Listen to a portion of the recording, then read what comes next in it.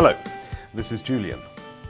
This video is one of a series where we investigate and discuss the chart types in extra charts. Today we're going to talk about stock charts. I've got a Scratch application here already. I'm just going to drop a chart control on it. As usual, the chart wizard will be displayed, but I'm just going to cancel out of it straight away. First thing I want to do is to dock the chart control so it fills the form. Then I'm going to create a data source, or add a data source to a database I've created just recently of stock prices in Microsoft. So I'm just creating a quick data connection. I'm not going to copy the file locally, and there's one table in this database which is called MSFT for Microsoft. And as you see, it's got open, high, low, close, and that's the kind of data we need. We now need to create a series for that data. So add a series. It's got to be a stock series. And we're going to set some properties for that. First of all, the argument scale type is date time.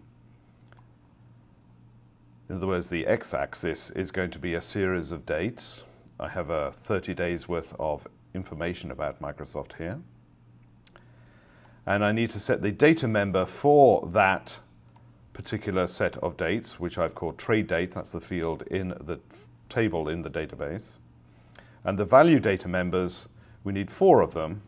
One for the close price, which I've called close. One for the high price, which is called high. The low price.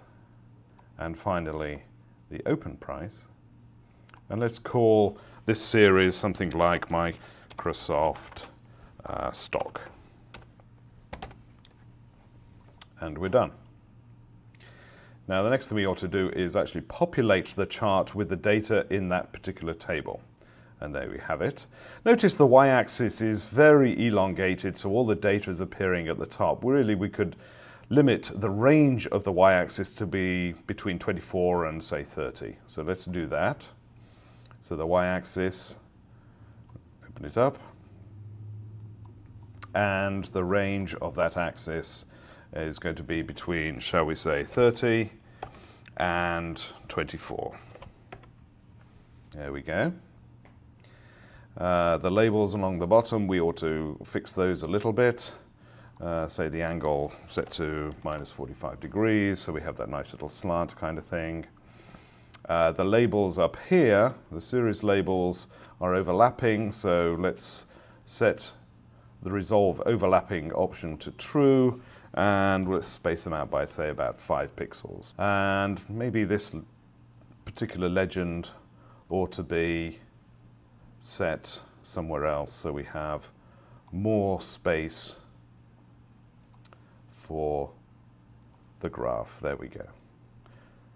So there we have a very simple stock chart using real data between the 21st of July and the 17th of August.